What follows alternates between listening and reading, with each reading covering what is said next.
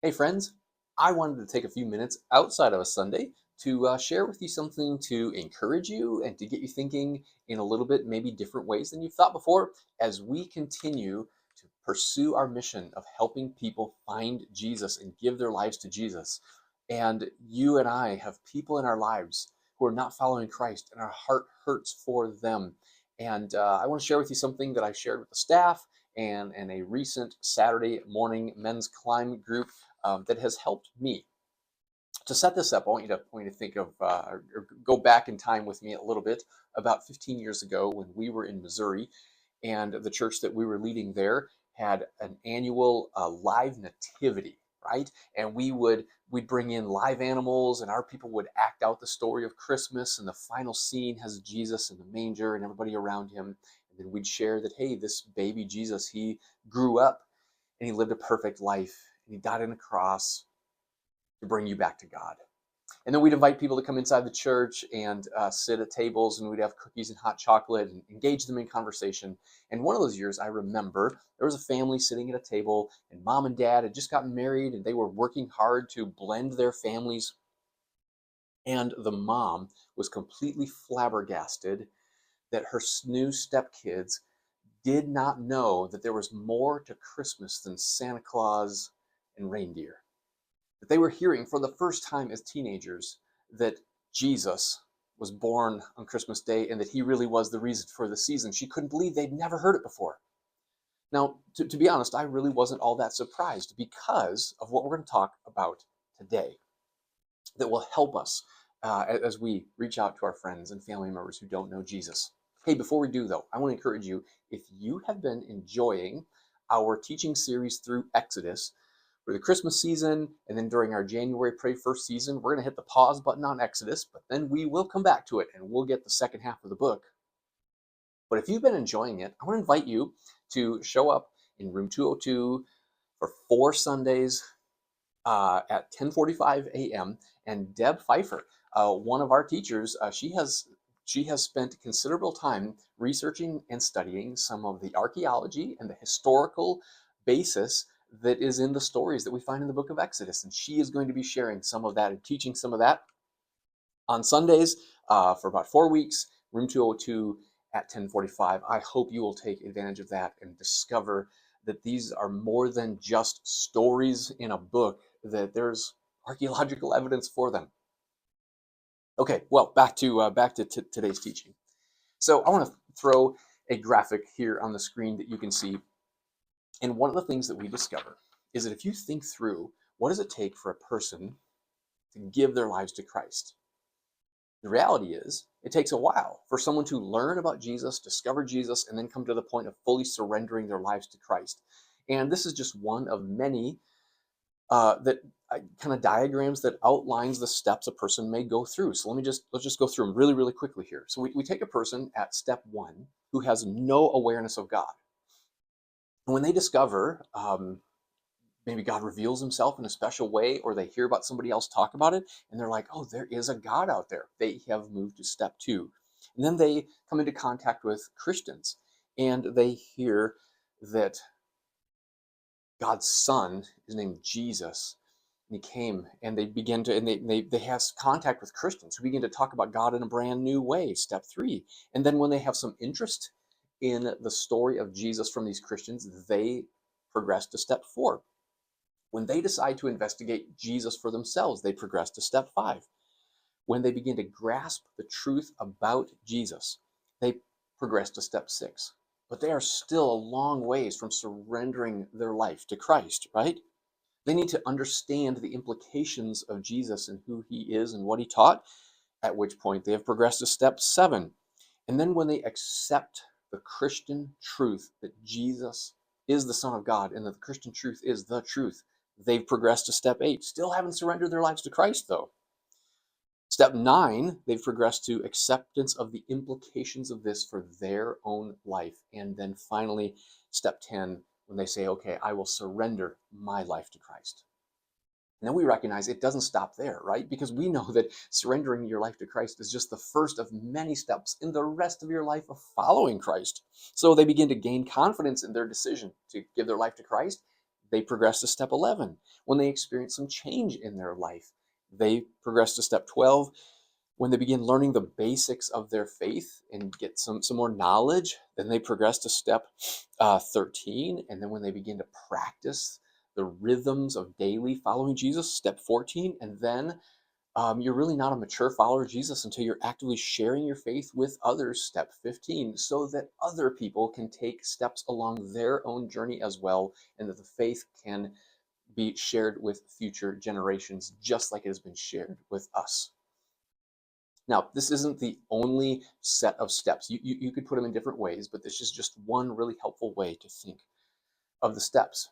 Okay, now we have a heart for people to give their lives to Christ, to cross the line of faith, especially step 10. So think about this.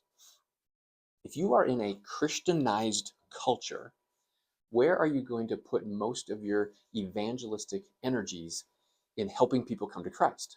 Now, in a Christianized culture, what we mean by that, it's a culture where most people who live and grew up in this culture um, maybe wouldn't call themselves Christians, or maybe they would call themselves Christians, but they haven't even personally surrendered because Christianity is the main religion, the primary religion.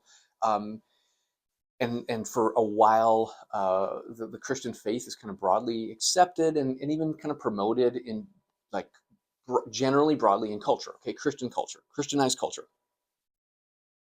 Heart of an evangelist will focus most of their energies on steps 8 through 11, taking the truth that people think they already believe and helping them see the implications for their life, and then helping them take this personal step of faith across the line of faith. How about in a pre-Christian culture? A culture that doesn't even know who Jesus is. They probably believe in God or have some idea of a belief in God. Well, if you're a missionary or evangelist, you're going to recognize you have to back up and you have to start and focus your energies, maybe even at step 2. And so you're going to expand your energy, expand what you do and how you share Jesus with people from steps 2 through 11 to start where they are at, recognizing that it's going to take a lot longer to get to step 11 in a pre-Christian culture than it will in a Christianized culture. How about a post-Christian culture? This might be in cultures like we see in Europe, where for hundreds of years they were officially Christian nations. Although not everybody was a Christian, it was a lot of institutional, a lot of unfortunate political leaders who would call themselves Christians just to get power or keep power, and and there's history of abuses and all that, and it's not always great. And as a culture, the culture just said, you know what, we've moved beyond Christianity and we don't need that religion anymore. And they would kind of consider themselves post-Christian. And yet still they need to know Jesus. Often, if you're an evangelist, you're going to put your evangelistic energy into steps 3 through 6.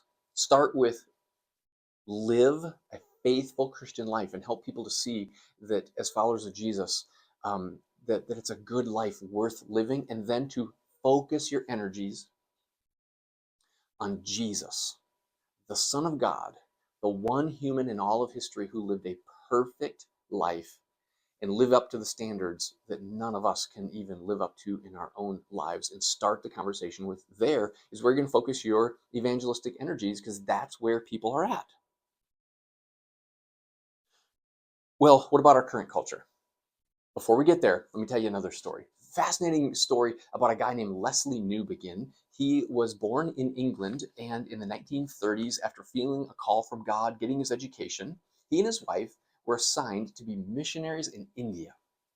And so they traveled to India, and for decades, they taught, they preached, they evangelized, and they shared Jesus with people who lived in India.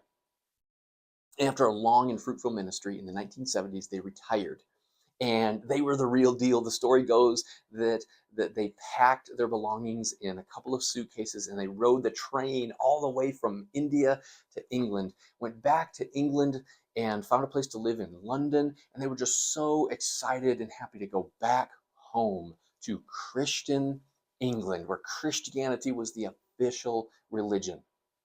They got back, and he was invited to be the guest preacher at some churches and taught at university level, only to discover, he said, that England in the 1970s was less Christianized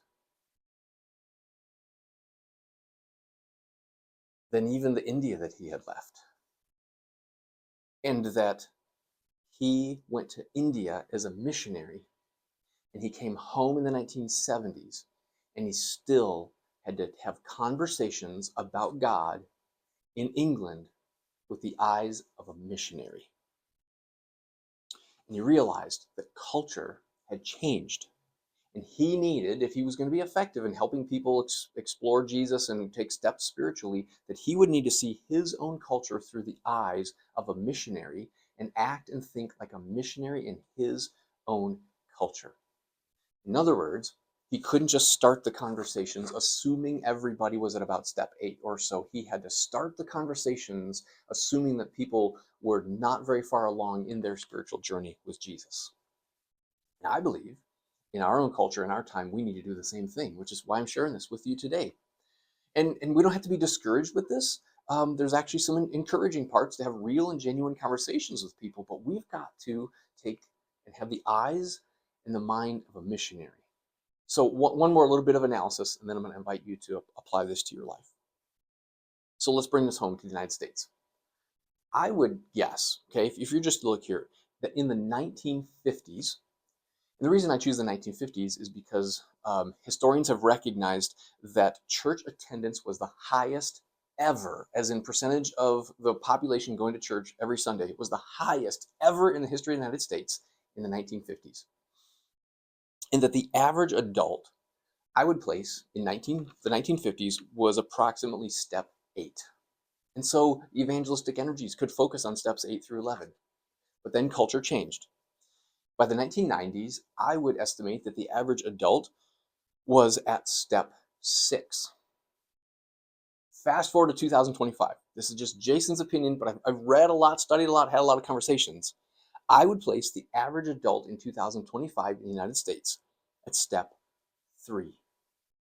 People even think they know a lot about Jesus, but a lot of what we hear that people believe is not actually accurate to what Jesus even claimed to be. And so that people in our conversations need to start with most people at step 3, which tells me something. People are watching how I live. And how I live my life will speak volumes to the people I care about so much. And then we talk about Jesus. So how about you? When you think about the people in your life you care about so much and you want them to know, here's what you should do.